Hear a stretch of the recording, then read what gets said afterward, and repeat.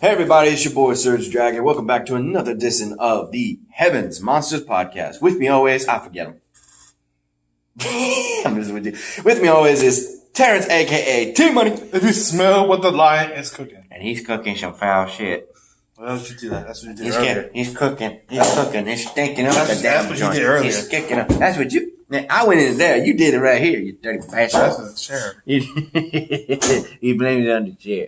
Anyway, ladies and gentlemen, we are going to cover Monday Night Raw and Wednesday night NXT, because today's Friday and they're showing Impact on Pursuit Channel as well as on Fox Sports. They are showing SmackDown Live, so we can't cover that until Monday. So with that said, we're going to cover Raw and NXT on, what was it? Was this Monday the 6th or the 7th? No, it was the 7th. 7. Yeah. And that means on the 9th, they showed NXT. So we'll cover those. I was going to say it's right there. It's right there. Yeah. 7th, okay. Yeah, I don't usually look at that. We start the show of Monday Night Raw with, it was supposed to be a match with, I don't know who.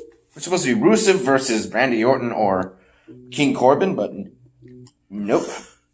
We end up seeing a film, literally a video feed of Lana with Bobby Lashley. We see Bobby Lashley at his home. Well, actually, it was at a hotel. I mean, it looked like their house. That is a Or probably was hers. yeah. And they went. And I didn't check the rating. What was the rating? Was it still PG? TV 14. Monday Night Raw. About time.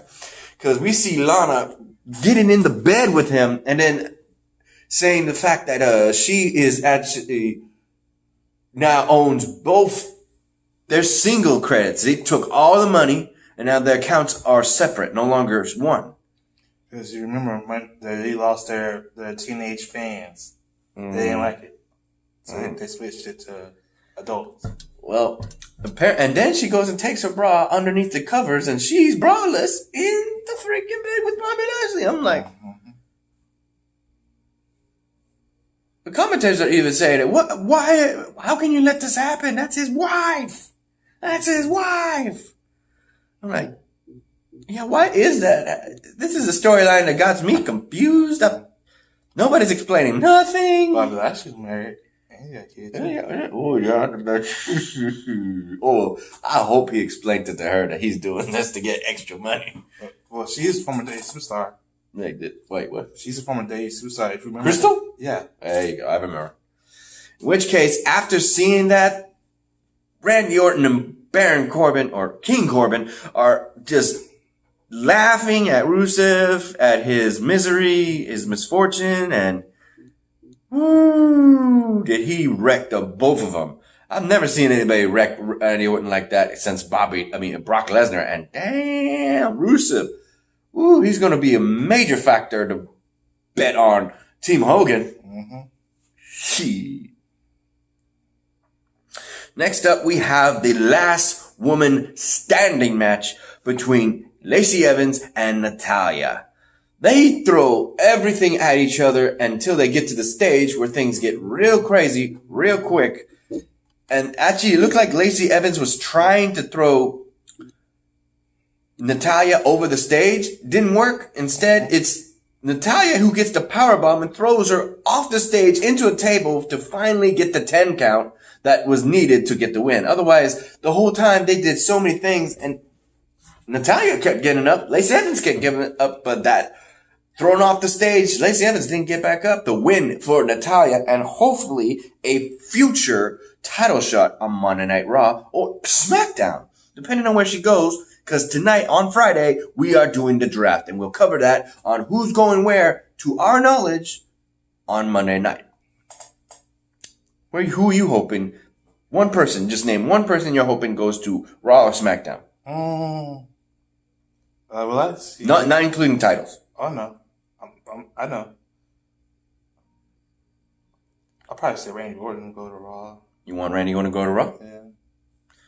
Me, I'm hoping Braun Strowman comes to SmackDown because we need some stars that really light things up. And Braun Strowman is the monster among men. But you know, especially with Brock Lesnar definitely probably going to be on SmackDown. Courtesy of the title he's holding.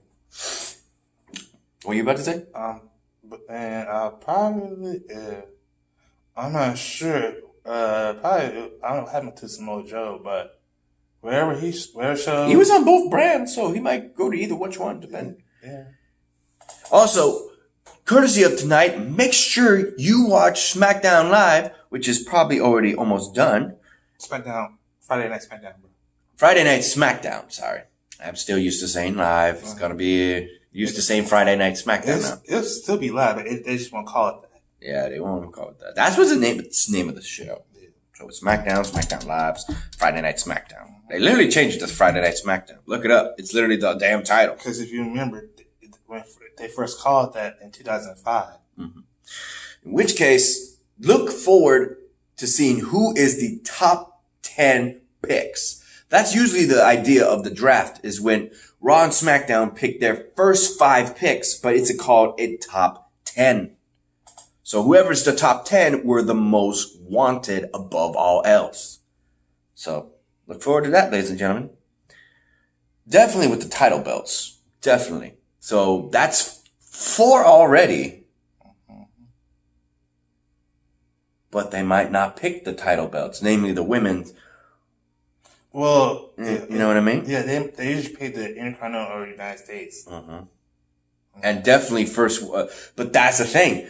Normally, it would be the fact that the world titles, the heavyweight titles, would definitely be number uno to be picked. Yeah, because like when they had the World Heavyweight title, the World Heavyweight Championship, that originally was WCW's belt, they would have drafted that in the WWE Championship. So in which case, last year, they didn't even do that. They didn't even pick the championship holders. They were picking the first women to go to SmackDown. The first women picked the draft they had, not last year. They didn't do a draft last year. Was Becky Lynch. Becky Lynch was first picked for SmackDown. Mm-hmm. She was not holding no title, and later we would have the title holder, which of course was SmackDown. So there you go. Who's going to be the top 10 picks? Title or no title. So with that said, I got a hair in my mouth. That's nasty. Sorry about that. Next up, we got the Viking Raiders defeating the tag team champions, Dolph Ziggler and Robert Roode. Thing is, the titles would not be on the line, but we have information, courtesy of the promo, that would later be on Monday Night Raw, from the Viking Raiders, saying that they want, now that they defeated the champions, that they want a title shot next week on Monday Night Raw during the draft. So my money is on, damn, I'm getting a lot of Pokemon here at the job. That's weird. I must be drifting to the other buildings. They must love Eric and Ivor. Is that how you pronounce it? Ivar. Thank you. Ivar, I gotta remember those names. Eric and Ivar are definitely my picks to beating Dolph and Robert. Because remember the character from Mystic Knights. Remember the character that blew the black guy from Mystic Knights? The name Ivar. No, I don't remember that. I don't know any of the characters from the Mystic Knights. I totally forgot. Okay. I'll look. Anyway, we got the AOP once again talking in their homeland language, just telling people how they are going to be the ones that dominate. Stop talking and wrestle. Yeah. No kidding. Now that they're healthy, why aren't they wrestling? Let me guess. You're going to be saved on the premiere of what show you're going to be drafted to. Yeah. We'll see. I can see them matching up against the Viking Raiders. Or Heavy Machinery. We saw that in a Royal Rumble match for the tag team titles, in which case everybody was hyped saying this is a dream match, either which way. All 3 or just 2 out of 3. Or the Gallows and Anderson. No, those two weren't a part of the standoff that was happening at the time. Well, but they would. Next up, we have Aleister Black issuing a challenge to anyone who would pick a fight with him. And he says, you know what? I'm not going to wait. I'm going to go out there and see who has the balls to pick a fight with me, he says. And he goes out there, and apparently 2 guys are already in the in the ring, and he just comes out ready to pick a fight with the both of them. It would be 205 Live, as they call themselves, greatest tag team of all time, the Singh brothers, in which it would be official, a handicap match between the Singh brothers and Aleister Black. And Aleister Black makes quick work out of both of them. Fade to black for each of them and pinfall, and they're done. That's another one I hope comes to SmackDown. But honestly, I'm not going to mind if he goes to Raw either. And with the talk, you say it's not going to make matters any different. But still, there is talk. Because if he shows up alongside, I guess, Vince and Stephanie, not Shane, he doesn't work there no more. He's probably just in the back. But now they probably have to have somebody for Raw and SmackDown. Means Friday Night SmackDown, Monday Night Raw, and Friday Night SmackDown. Say it out again. The general manager. They might bring him back. Well, who? Whoever they hire for the positions.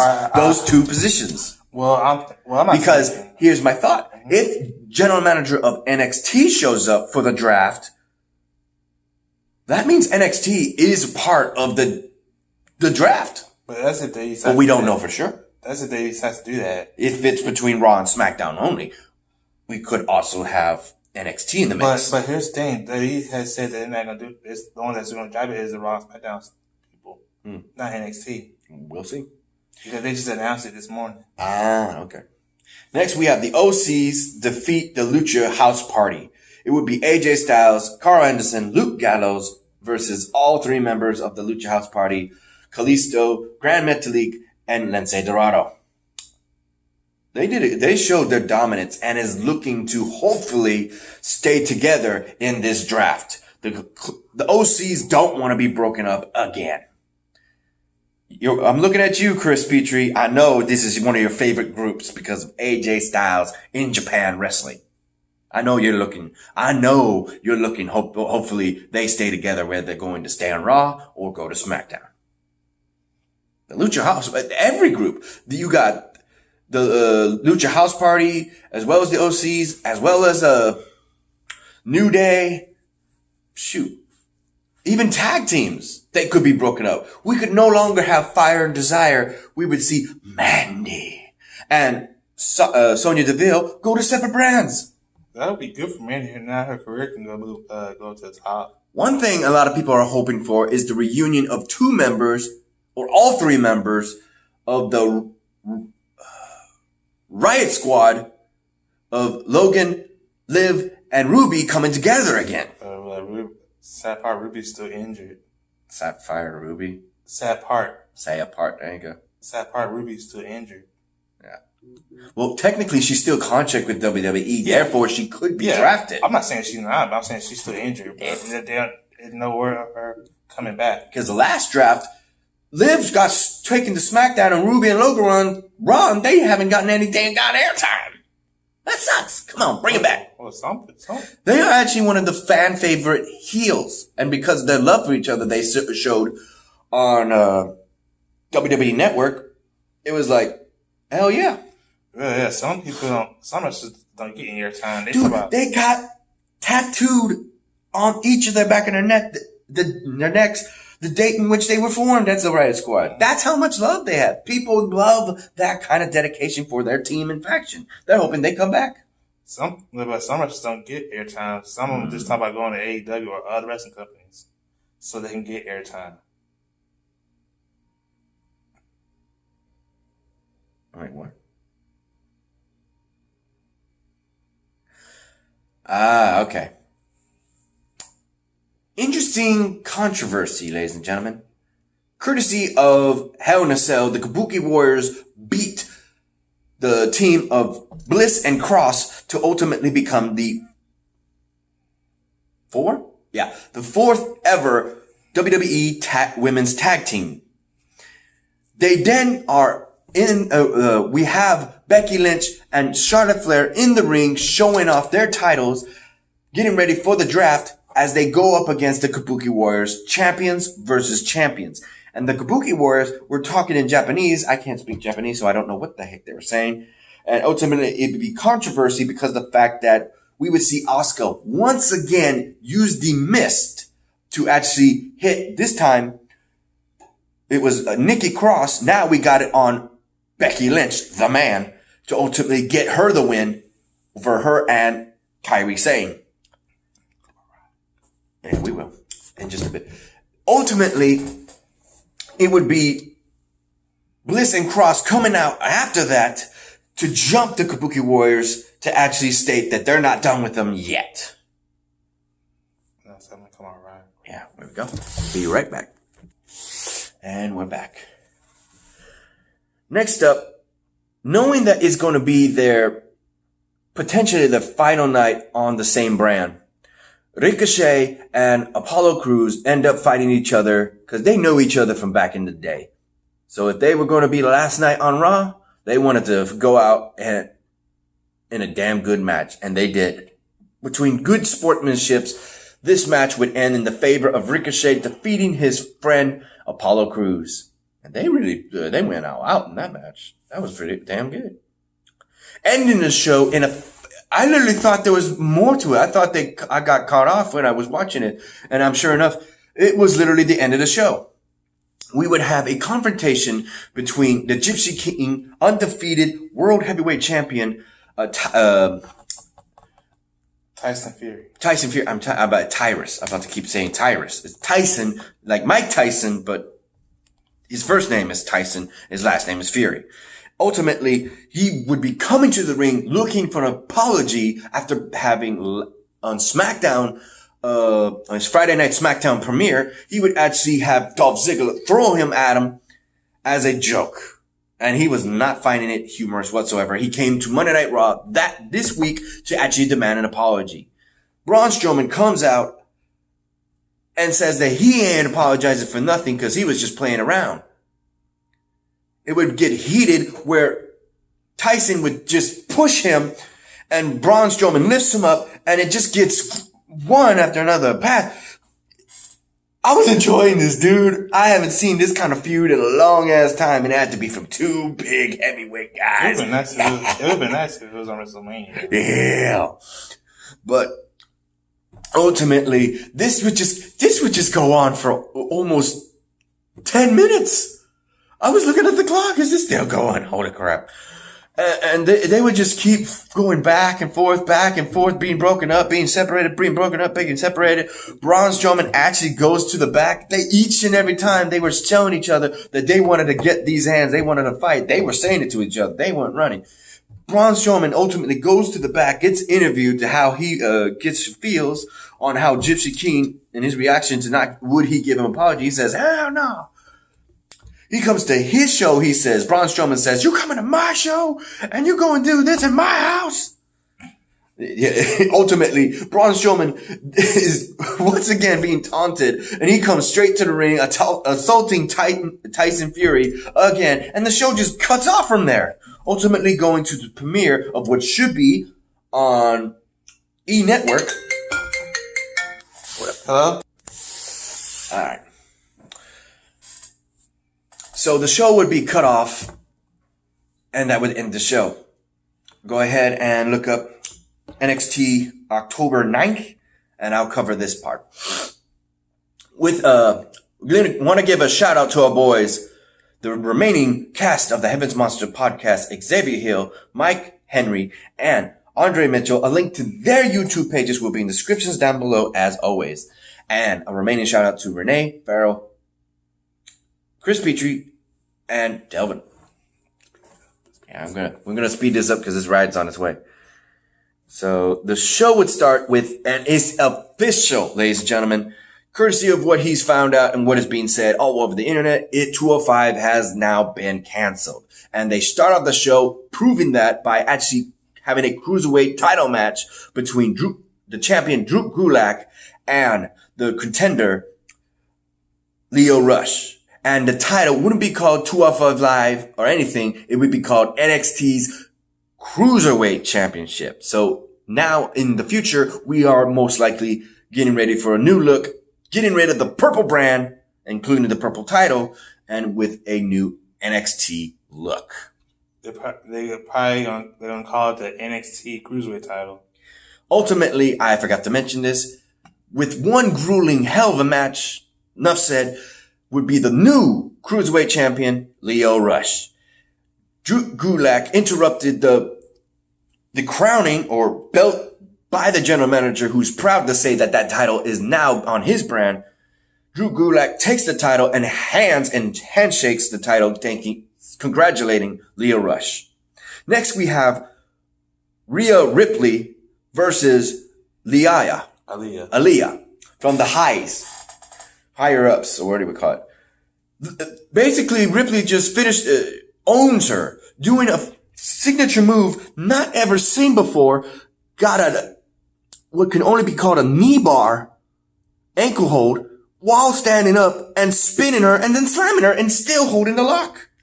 Are we being blurred out? There you go. Hold up, we got, tell you gotta use the restroom real quick. Okay, now we really gotta finish this real quick. Okay. Sorry to say, but I'll get comments on this. We would have the Forgotten Sons defeating Brazingo. We have Cameron Grimes defeating Boa. We have the North American Championship, Roderick Strong versus Isaiah Swerve Scott, and defeating him, with entrance of Velveteen Dream saying he's going to take the title back, as well as Tommaso Ciampa entering the ring saying daddy's home, and knocks out Angel Garza in the back. We also have Bianca Belair defeating Dakota Kai. Also, Walter defending his title against Kushida and defeating him. And that would be end of the show. So while he leaves, I'll cover everything else, detail-wise as best as I can remember, and we'll be right back, okay? Sorry, I keep doing this. Say goodbye, man. Bye. All right. Collecting items from the two Pokestop and gym. Okay, so I covered everything as far as that real quick, so I'm gonna go ahead and do this. Okay, so the match would be Rhea Ripley, after she beat one of the hires,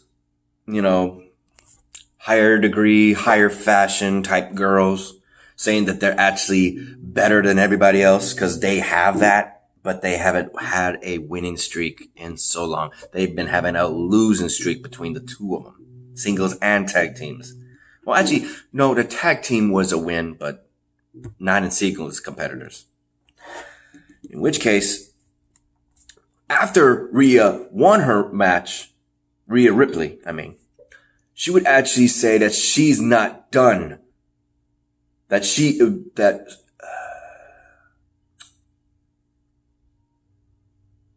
NXT Women's Champion, Shayna Baszler, is damn good champion, a damn good fighter, and she has taken out a lot of people, but not her. She's made people pass out, tap out, and broken, but not her. And she's coming for that title.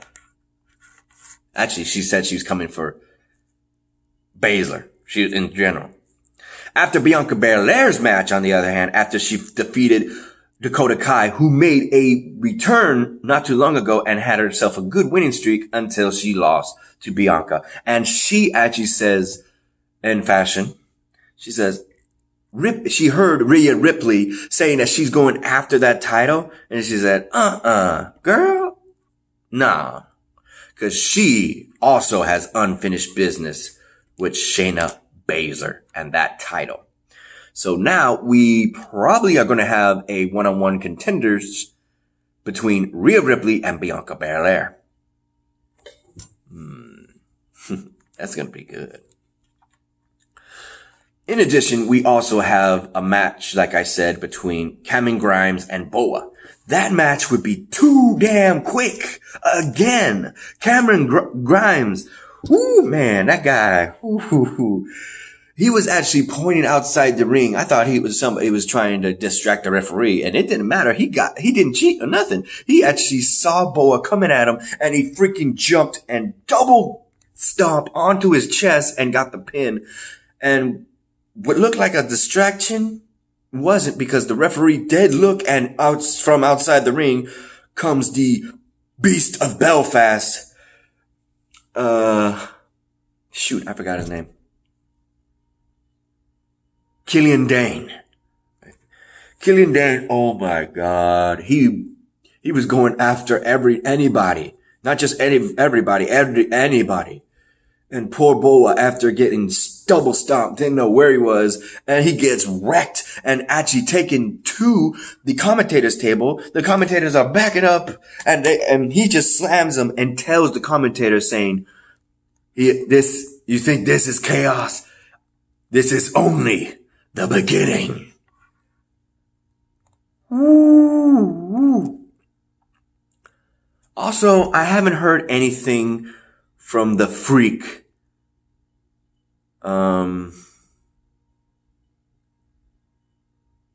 See, I haven't heard, what was his name? Not Solomon Grundy, that's a D hero. I said Killian Dane. Lars Sullivan. There you go. I thought he was on Raw and SmackDown already, courtesy of the things going on with Ricochet and Aleister Black, Tommaso Ciampa, and Johnny Gargano at the time. And Aleister Black and Ricochet stayed on Raw and SmackDown, but as far as that was concerned, it was said that Lars Sullivan was on SmackDown, but he had not been shown, so I don't know where he's at right now. So, next thing on my list, what was it? Walter and Kushida. That was a good match. Good God. That guy was huge. Walter is a big dude who moves around like a cruiserweight. How many of these guys, how many times have I said that between a lot of guys? We have got new big athletes these days doing that. We had the Viking Raiders, we had Keith Lee, we had Damian Priest, and now we got Walter. Oh my God, that's a lot of people who are big and moving too damn fast. But ultimately, with Walter, an actual junior weight from Japan, he's a cruiserweight, technically under the weight of 205. And I think he weighed 98 or 89, one of the two. In which case, he did something that blew my mind when I was skimming through it. He actually had him in the armbar while sitting on the top buckle and drew him and rotated him into the mat. It was a suplex with an armbar the whole time, and he didn't let go. And he still had him. And Walter kept getting up. Same with Kushida. When he powerbombed him, Kushida just kept getting back up.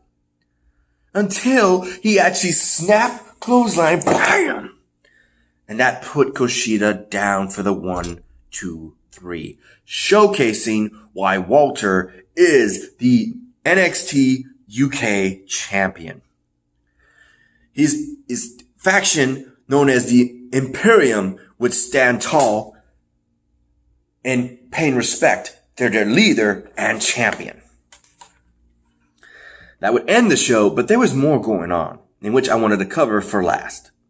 It would be Roderick Strong, who had one hell of a fight with Isaiah Swerve, but ultimately, thanks to the distraction of some of the members of the Undisputed Era getting involved and getting worried for the fact that Roderick would lose, they actually distracted him, and Roderick got the win.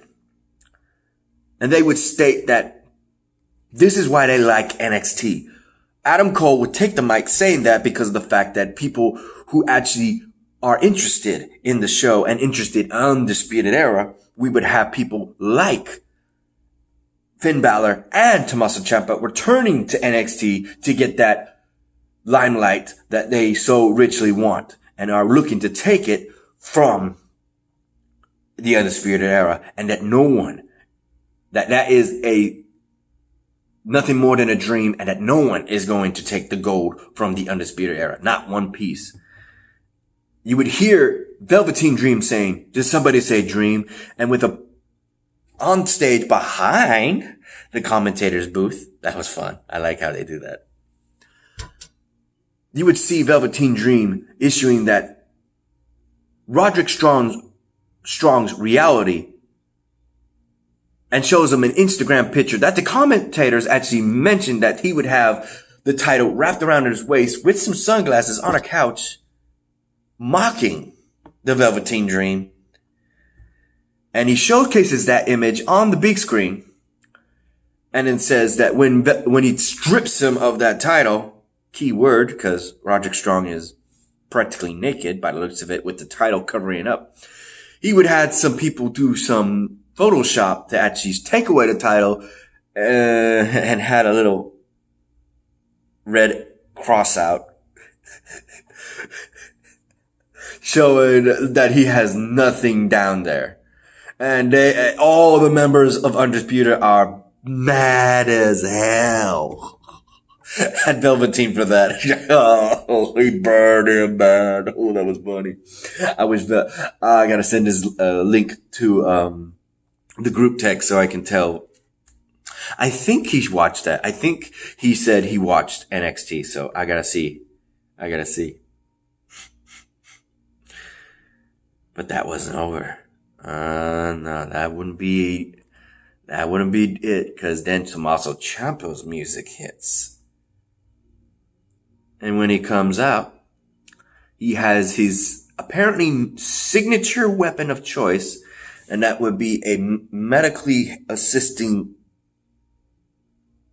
I gotta say this right because the words sound too damn close. You have crutch. I don't want to say crotch.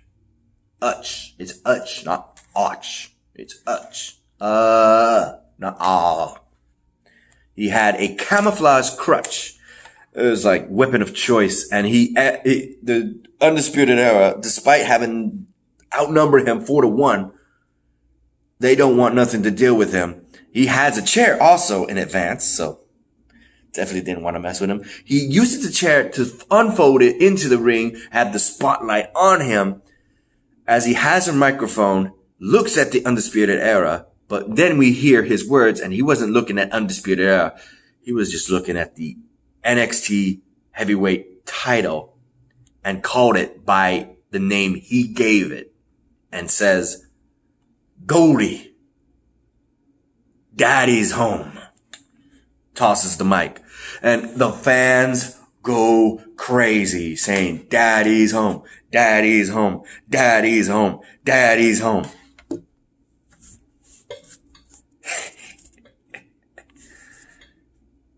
That was a good show. That was a good show. In addition, of course, Fandango. Ooh. Okay. It was a team of Breezango with Tyler Breeze and Fandango dressing up. And weird enough, we thought we had new wrestlers coming in with construction workers. We heard the jackhammer. And we had two ladies on the stage with him, men at work. And they were supposed to fight another team, but they be dragged out by the Forgotten Sons. Ultimately, the match would end in their favor. The match would go on between those two teams instead, for the record. It would be Breezango versus the Forgotten Sons, with Raker in the back, aka formerly known as Gunner in Impact Wrestling. In the match, it would be Gunner who, without the referee knowing, takes out Tyler Breeze. Fandango trying to fight the tag team as well as Riker didn't do so well, because while he was focusing on Riker, the tag team would actually jump him and then do his signature move, tag teaming him and ultimately getting the win.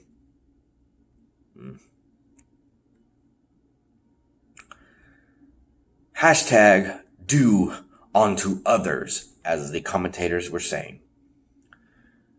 I think I said everything. If I missed something, leave it in the comments down below, and I do apologize, but even I have to get going soon. I have to get home, and I gotta edit this video because it looks like it extended, so I gotta separate it and then combine it using different apps and functions in my phone. With that said, if you like this video, give it a thumbs up. If you didn't, give it a thumbs down. Hit that subscribe button right here if you like the content, and hit that notification bell right here, I believe. Because with this camera nowadays, I don't know where it is. I gotta get that on the ball and know where it is, because I think it's over here, or it could be over there. Because it could be seeing me from this angle, but then you see it flipped in the footage. So wherever the notification bell is, hit that notification for the next Heaven Monsters podcast coming Monday, where we will be covering all three things. Hopefully, Friday Night SmackDown, Impact Wrestling on Pursuit Channel, and All Elite Wrestling. We didn't cover that today. We were trying to, but yeah. I'm SergDragon, and I'll see you in the next video. Peace out, y'all.